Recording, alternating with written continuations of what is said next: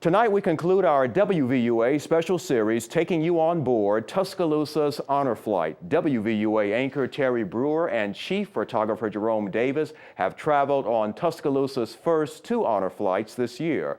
Terry joins us now in the studio with more. Thank you, Philip. Honor Flight is a day trip to Washington, D.C. for local veterans to see the memorials dedicated to their service at no cost to the veterans. The sights and sounds of the day are unforgettable, and so are the personal stories held by each member of the flight.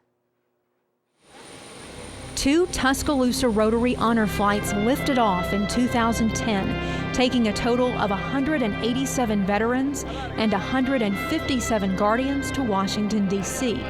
Also on board the flight, countless memories and stories, and some surprises. Well, hello there. Uh-oh, we're going to hear the rest of that. Like what Robert Lancaster brought along in a modest carrying case.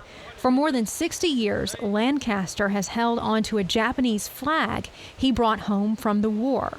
Look closely and you'll see the United States is painted red to symbolize Japanese victory. Lancaster's piece of history drew quite a crowd at the World War II memorial, but for him, it's more about the ones who aren't there. I think about the ones that went over there and didn't ever come home. That's what hurts too.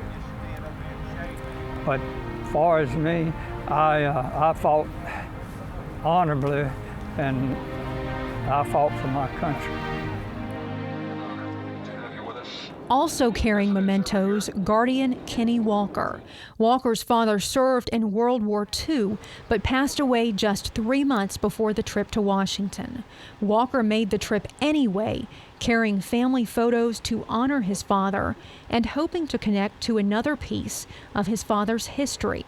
He was in field artillery, and I was just hoping I might run into somebody that might know, possibly might even know him, you know, he just didn't know, but bringing the pictures, I guess, about as close as I could do to get him up here with me. The veterans on the trip served mostly in World War II and are now in their 80s and 90s.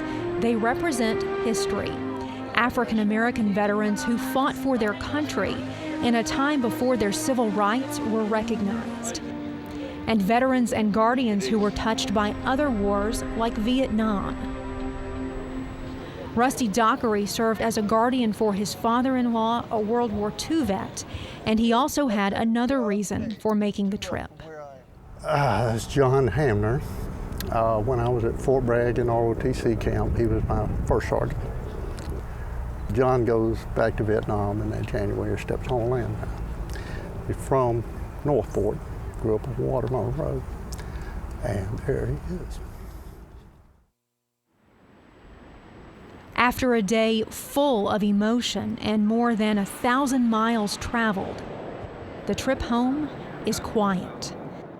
But the scene on the ground is quite different as the final and maybe the most unexpected surprise awaits the honor flight.